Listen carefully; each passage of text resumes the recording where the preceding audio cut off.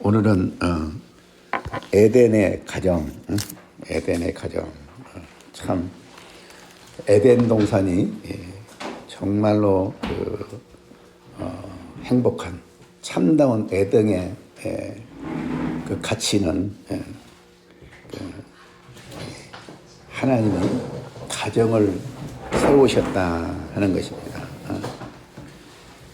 에덴은 하나님이 보시기에 좋았지만은 그러나 이 완전한 그 하나님의 좋은 곳에서도 좋지 못한 것이 있었다고 그랬잖아요.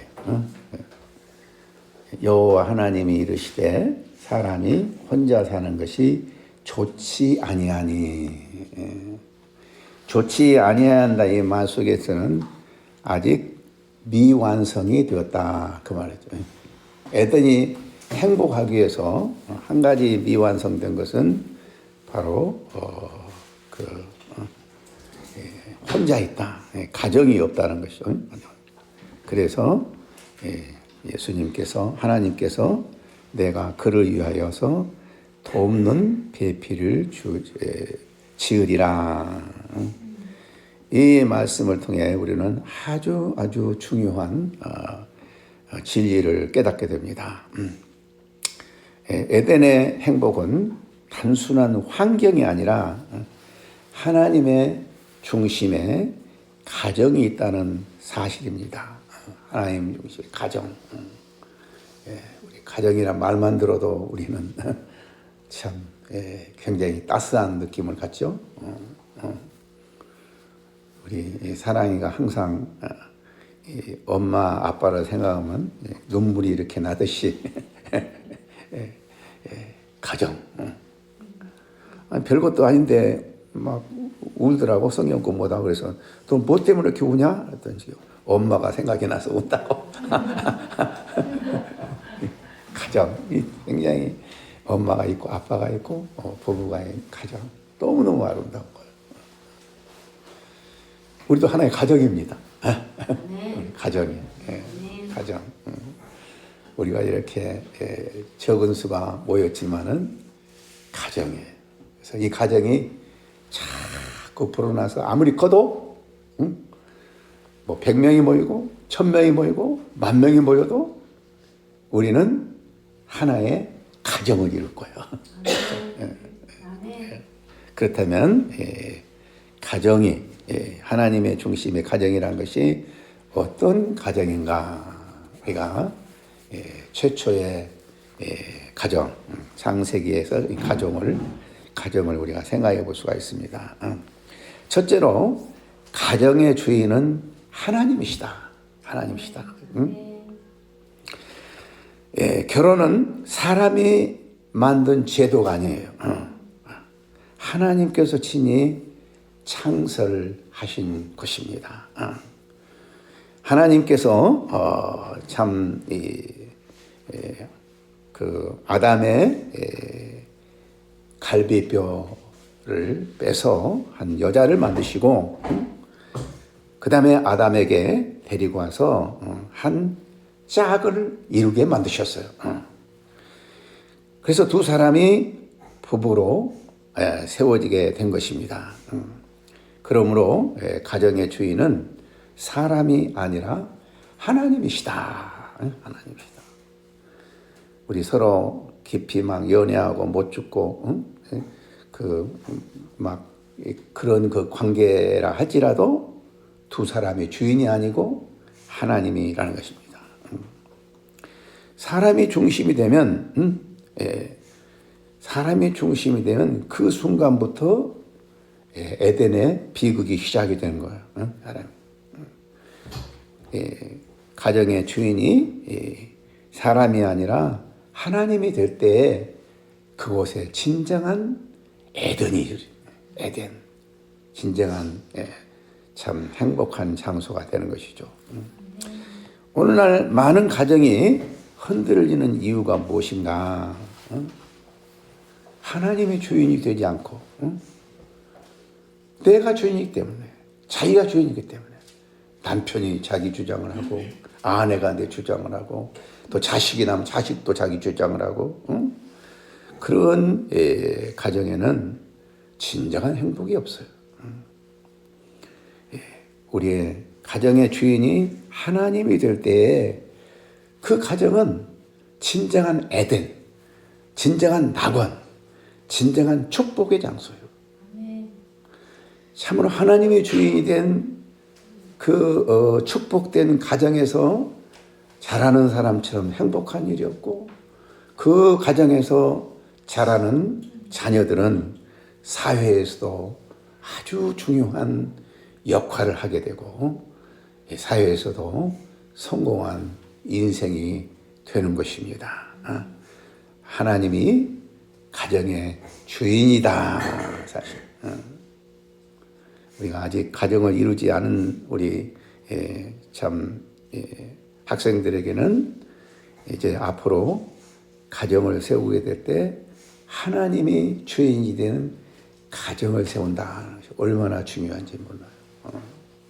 이미 결혼한 후 예수를 믿는 사람들은 이것을 잘 몰라가지고 결혼하기가 쉽지만, 결혼하기 전에 우리가 예수를 믿었다면 나는 하나님이 주인이 되는 가정을 이루어야 되겠다 하고 결심은 그 얼마나 이 축복된 일인지 몰라요. 제 아내는 항상 우리 학생들에게 그것부터 가르쳐래. 그것부터 가르쳐. 학생들이 그것부터 가르쳐야지 참 중요한 것이라고 늘 얘기를 합니다. 두 번째로, 가정은 하나님의 영광을 위해서 존재해야 돼요. 가정이 주인이 하나님이라면 하나님의 영광을 위해서 존재하는 가정이 되어야 돼요. 하나님께서 아담에게 돕는 배필을 주신 이유는 단순히 그 아담이 외로워서 아담의 외로움의 문제를 해결하기 위해서 아내를 주신 것이 아니에요. 하나님의 아담이 하나님과 함께 받은 사명을 온전히 감당하도록 돕기 위함이었어요. 그래서 우리 본문을 보면 여호와 하나님 8절에 18절에 여호와 하나님이 이르시되 사람이 혼자 사는 것이 좋지 아니하니 내가 그를 위하여 돕는 배필을 지으리라 하시니라. 그리고 바로 돕는 배필을 안 짓고 뭐 했어요?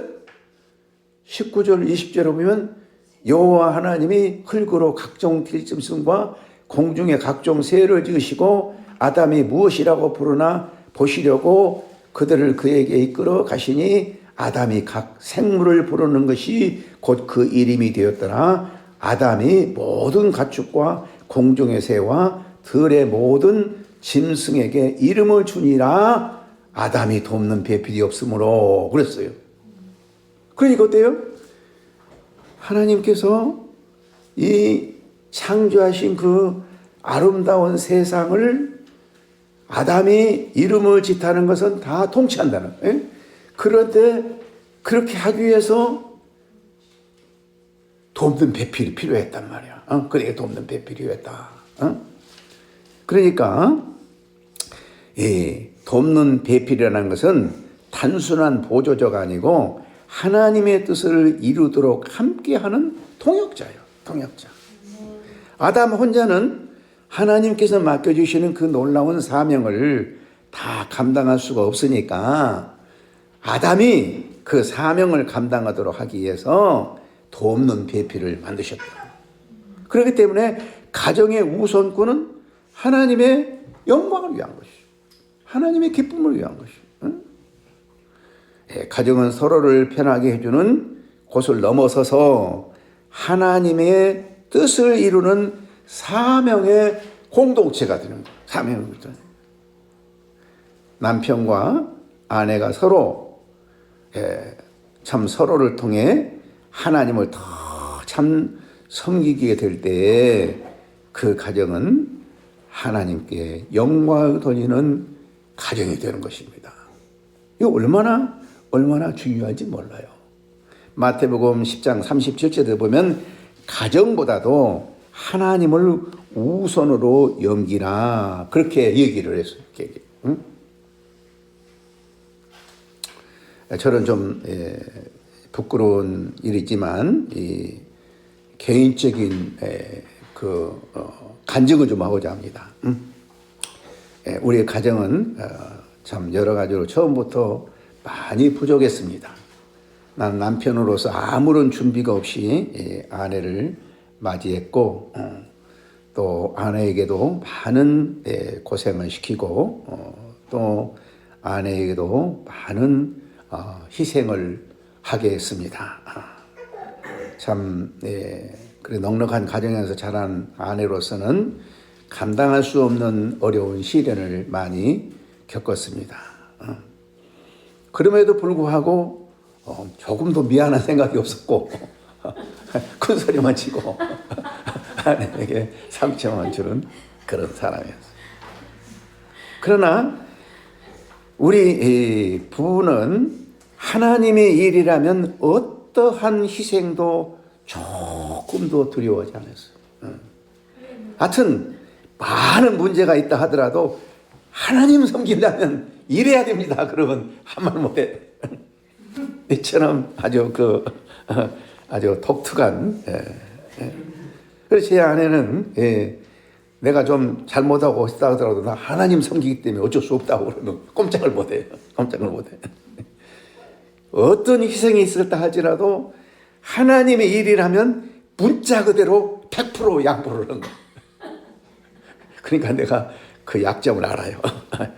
제 약점을 내가 좀 부족하더라도 그 하나님을 위해서 그런 건데 뭐 그걸 가지고 그러냐 그러면 꼼짝을 못해. 그래서 우리가 가정주부로서 가장 어려운 일이 있다면 이사하는 거, 이사한다는 거 얼마나 힘든지 몰라요. 그런데 이사를 얼마나 많이 했는지 몰라요. 내 기억한 것만 해도 25번 이상 했어요. 은퇴하고도 9번이나 이상 했어요. 은퇴한 지 한 15년 됐는데 그동안 9번이나 이사를 했다고요. 그런데도 그래서 내가 주민등록 초본을 떼어보면요 몇 장이 나와요. 참. 근데 그 많은 이사를 다 누가 했냐면 제 아내 혼자 했어요. 오늘 이사 갑니다. 제 아내가 그럼 그래? 하고 나는 출근해요. 그러면 출근하고 다 끝나고 저녁에 이제 집에 이사 온 집에 들어가요.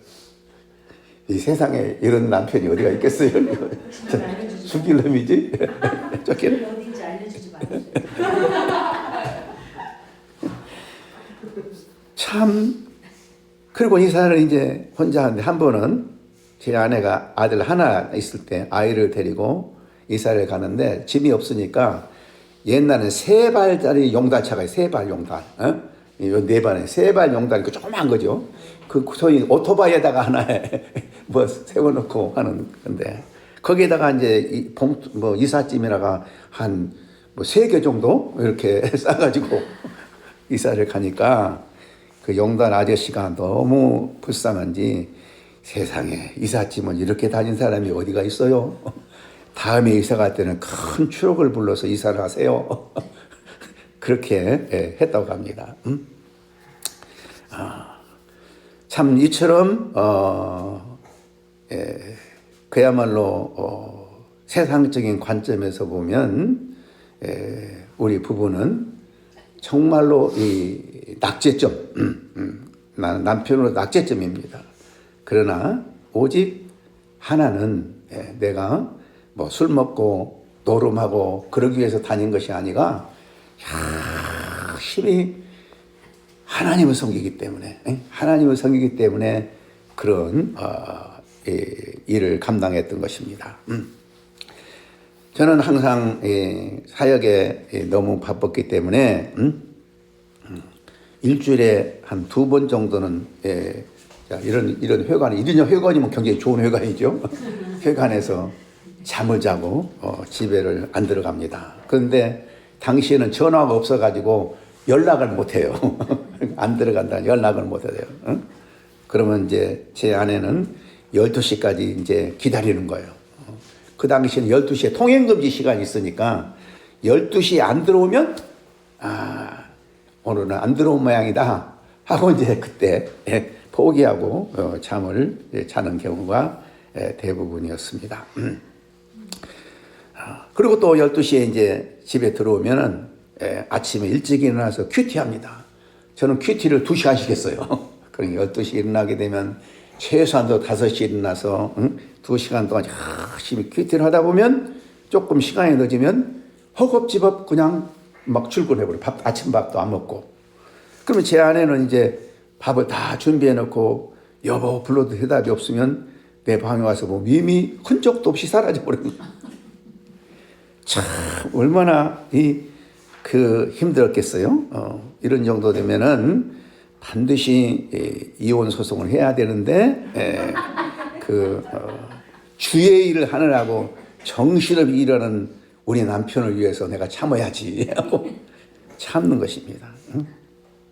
그러니까 제가 아이들의 교육을 거의 시킬 수가 없잖아요. 그러니까 주로 교육은 아내가 책임지고, 그래서 적은 비용으로 아이들에게 유치원을 보내기 위해서 교회에서 하는 그 유치원이 있잖아요. 한 달에 1,000원 내는 유치원 그 세시를 이렇게 보내고, 그리고 아이들에게 열심히 성경을 가르치고, 아이들에게 성경을 재미있게 가르치기 위해서 성경 본문을 가지고 연극으로 꾸며가지고 여러 가지 연극을 꾸며가지고 이제 성경을 가르친 거야. 그러면 이제 애들이 연극으로 하니까 너무 재밌잖아요. 그렇게 가르치고, 또 이제 그 당시 저는 이제 학생 사역을 하기 때문에 교회가 아니잖아요. 그러니까 이제 주일도 오전에는 교회 나가고 이제 우리 오후에 나가서 일하게 되는데, 그러니까 이제 교회를 다닐 수가 없어요. 그러니까 고향 그 마을에서 동네 교회를 만들어요. 동네 교회. 그래가지고 아이들 오면 과자 하나씩 쫙 주니까 막 아이들이 동네 교회 모여라! 그러면 한 20-30명씩 모이잖아요. 그럼 그들에게 성경 가르치면서 우리 아이들로 하여금 주일 학교를 거기서 하게 된 거예요. 그렇게 교육을 하느라고. 그래서 저는 한때는 우리 아이들이 얼굴이 어떻게 생겼는지 모를 때가 보는 시간이었으니까. 그래서 제가 혼자 미국을 가는데 우리 아이 중에 문제아가 하나 있었는데, 그 애는 우리 아빠는 미국에 가도 하나도 보고 싶지 않다고. 하나도 보고 싶지 않다고. 우리하고 뭐 놀아줬나? 이렇게 힘들었지만 그럼에도 불구하고 제 아내는 자녀들을 신앙으로 잘 양육을 했습니다. 그리고 제가 이제 학생 사역을 하기 때문에 돈이 없어요. 항상 없게 되면은 학생 학비가 쪼들리게 되면은 우리는, 제 아내는 이 학생들의 식사를 대접하기 위해서 때로는 아르바이트도 하고, 그래서 경제적인 어려움까지도 해결해 줬어요. 공식 직장 없지만은 그러나 가정 생활하면서도 어떻게든지 이 경제적인 도움까지도 많이 주는 경우가 있어요. 예를 들면 우리가 16평 아파트에서 16평 얼마나 적습니까?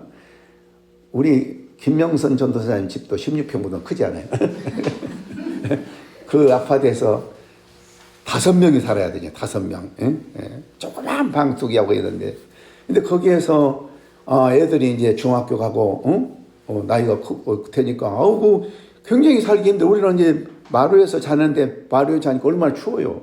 이렇게 어려울 때도 제 아내가 그 피아노 레슨을 해가지고 거금을 벌였어요. 막 피아노 레슨을 해서 이 압구정 막 부유에 있는 아이들이 와가지고 막 한 10여 명 이렇게 와가지고 그렇게 해가지고 거금을 벌어가지고 25평으로 이사를 갔잖아요. 그것이 계기가 돼서 지금까지 우리 다 살게 됩니다. 사실은 그 아파트를 팔고 또 하고 어떻게 헌금하고 또 팔고 헌금하고 이렇게 하다가 제가 이렇게 살게 되었습니다. 이처럼 제 아내는 정말 보통 여자 같으면은 도저히 살 수가 없는 참 상황이 있었지만은 하나님의 영광을 위한다. 그러면 되는 거예요. 그냥 모든 것이 있으면 부부 싸움을 하더라도 하나님의 영광을 위해서 한다 그러면 다 문제가 있게 돼요. 하나님의 영광을 위한다. 다 얘기해야 돼. 응? 이제 은퇴하고 이제 여유 있게 편안하게 살 수도 있지만은 또 이 남편이라는 사람은 무슨 25만 명의 대학생 사역을 위하여서 일한다고 또 그렇게 막 정신없이 이사 다니고 난리법석인 거예요. 폐암 환자가 되었는데도 불구하고 이 아내 돌볼 거 생각 않고 맨날 이러니까 내 친구 목사가 한 번은 우리 새로 이사 올 때 찾아와 가지고 나를 아주 막 대노하며 꾸짖더란 말이야. 당신 말이야.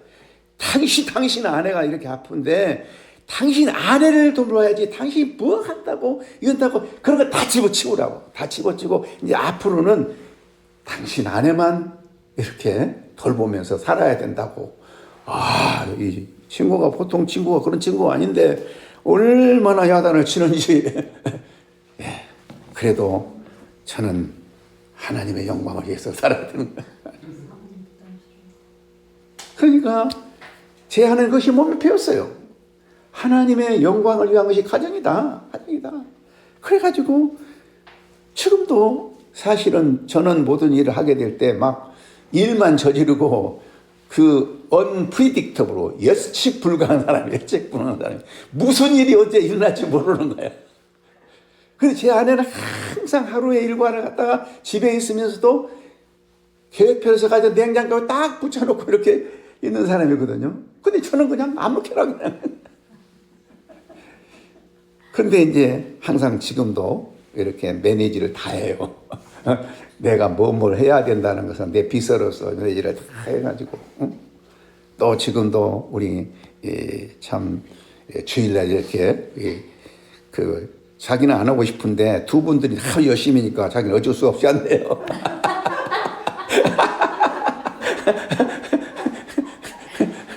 그러면서 이렇게 사역을 이루면서 우리가 이 모임을 이렇게 이루게 된 거예요. 그런 거예요. 얼마나 감사한 일이 몰라요. 그래서 이제 우리의 가정은 어려서부터 다 애들도 하나님의 영광이라. 우리 아빠는 하나님을 위해서 열심히 일하는 사람이다. 이것이 각인이 되었어요. 각인이 되었어요. 그래가지고 자기들이 늘 하는 말이 자기들은 아빠가 자기를 교육을 잘 시켰을 아니라 우리가 잘 커졌다. 잘 커졌다는 거예요. 잘 커졌다. 하나님 키우셨다. 하나님도 잘 커졌다는 거예요. 이 나쁜 자식들 말이야. 아빠도 아빠 나름대로 열심히 했는데 자기들은 아빠의 고마운 생각하지 않고 잘 커졌다. 자기들이. 그냥 지금도 우리 자녀들이 엄청나게 내 사역을 돕고 있습니다. 엄청나게 돕고 있어요. 내가 돈이 어디서 나서 이 사역을 하겠어요. 우리 아이들이 그냥 아주 참 아무런 도움이 없지만 헌금을 해서 이런 얘기를 하고 때로는 우리 딸이 막 1,000만 원도 헌금해주고 이번에도 900만 원 보내줬더라고. 그리고 우리 딸이 이렇게 교회를 2군데 열심히 헌금한데 그 틈바구니 받아서 이번에도 이제 보너스를 땄다고 150만 원을 헌금을 했더라고요. 많이 헌금을 하는데 그렇게 해서 한 가정이 하나님 중심의 가정이 되면 얼마나 큰 축복입니까? 축복입니다. 참 이 놀랍게도 우리 새 자녀들은 참 좋은 믿음의 사람들 만나가지고 가정생활도 잘하면서 교회생활도 잘하면서 또 하나님의 영광을 위해서는 어떤 희생이도 할 수 있어요. 우리 막내 딸은 선교를 한다고 이 30만 불을 선교에 헌금을 했대요. 30만 불을. 30만 불이면 지금 얼마 정도 돼요? 뭐 한 4억 가까이 되는 헌금을 했대요. 했다는 거예요. 그렇게 하고 또 이제 그 자녀들도 보면 다 아주 성실하고 사춘기 없이 그 문제 없이 잘 자라서 신앙적으로 잘하고 학교도 좋은 학교 들어가고 아주 훌륭한 자녀가 되는 모습을 볼 수가 있었습니다. 가정은 어떤 가정이 되어도 하나님의 영광을 위한 가정이 된다. 그러면 다른 모든 그 하나의 문제점들이 다 해결돼요. 문제점들 해결돼요. 이게 서로가 자기가 주인이 돼가지고 이렇게 하기 때문에 참 문제가 생기지. 정말 하나님의 영광이라는 그 하나의 목표를 위해서 하게 되면 막 싸우다가도 다 기가 죽을 수. 우리가 이렇게 싸워서야 되겠습니까? 하나님의 영광을 위해야지. 이렇게처럼 하나님의 영광을 위한 가정. 세 번째로 부부 관계는 무엇보다도 부부끼리 가장 우선적인 관계가 돼야 돼요. 우선적인 관계. 남자가 부모를 따라서 그 아내와 연합하여 한 몸을 이룬다 그랬지 않습니까? 부부가 아니, 남편이 그 누구를 떠난다고 그랬어요? 부모를 떠나서 부모를 떠난다면 부모를 버린다는 말이 아닙니다. 부모로부터 자립하여서 새로운 가정을 이루고 그 부부 사이에는 누구도 끼어들면 안 돼. 무슨 문제가 있으면요 스스로 해결하도록 도와줘야지 옆에서 이렇게 간섭하면 안 된다. 우리 한국은 유교 문화가 있어서 대부분 결혼해도 어때요? 아내를 사랑하고 아내를 부모보다 더 사랑하면 잘못인 거 생각해요. 그래서 부모에게 효도한 것이 제일 첫째다. 그래가지고 부모 말에 듣다가 이혼한 경우도 많지 않아요. 뭐 마마보이란 말 있잖아요. 결혼했지만은 아직도 부모에 의지하고 살게 되고 부모에 좌우되는 거란 말이에요.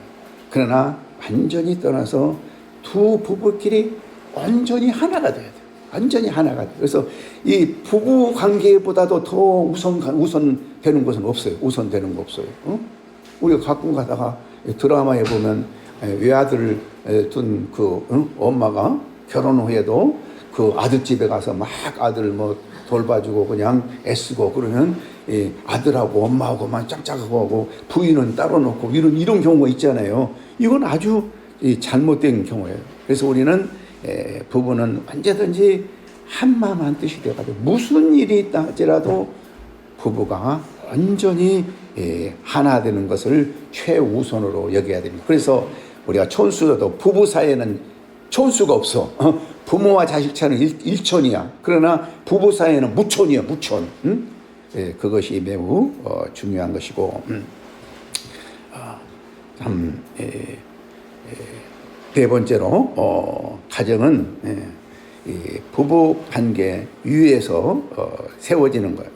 부부 관계에서 그 부부는 서로 부족함이 있다 할때라도 항상 함께 채워져 가는 거죠. 그래서 부부가 똑같은 수는 없어요. 부부는 좀 뭐랄까 전 남편은 좀 더 좀 성격이 좀 적극적이고 그런다면 아내는 좀 소극적이고 그래서 이렇게 하나가 돼서 이 둘이 완성해 나가는 거예요. 완성해 나가는 거예요. 그러니까 결혼하면 할수록 어때요? 서로가 성숙해지는 거예요. 서로가 성숙해지는 거예요. 혼자 살 때는 자기 마음대로 살았던 사람들이 결혼하게 되면 혼자 성숙하게 되는 것이 중요하게 되는 것입니다. 마지막으로 하나님께서 이루실 그 에덴에는 더 나은 에덴에 대한 소망이 있습니다. 그래서 에덴은 끝이 아니라 하나님의 창조의 하나의 원형이라고 그래요. 원형. 그래서 프로토타입이라고. 원형이라는 것은 더 참 영광스러운 미래를 향하여서 열려있는 곳이죠. 그래서 에덴 동산은 하나님께서 장차 회복하실 나라의 하나의 모델이 되는 거예요. 모델이. 그래서 그곳은 고통도 없고 죄도 없고 하나님과 완전한 교제가 이루어지는 그 새 나라를 새 하늘과 새 땅을 바라보는 하나의 원형으로서 그것은 더 발전해 나가야 한다는 것을 의미하는 것입니다. 사랑하는 성도 여러분, 가정은 단순한 생활 공동체가 아닙니다. 하나님께서 세우신 가장 중요한 사명의 자리입니다. 하나님이 주인이 되실 때, 하나님의 영광을 위해서 살 때, 서로 관계와 질서가 이루어질 때, 서로 연합이 될 때, 그 가정은 정말 아름다운 에덴이 되는 것입니다. 오늘 우리는 이 말씀을 통해서 우리의 가정이 하나님이 기뻐하시는 참된 에덴을 회복하는 가정이 되기를 간절히 소원합니다.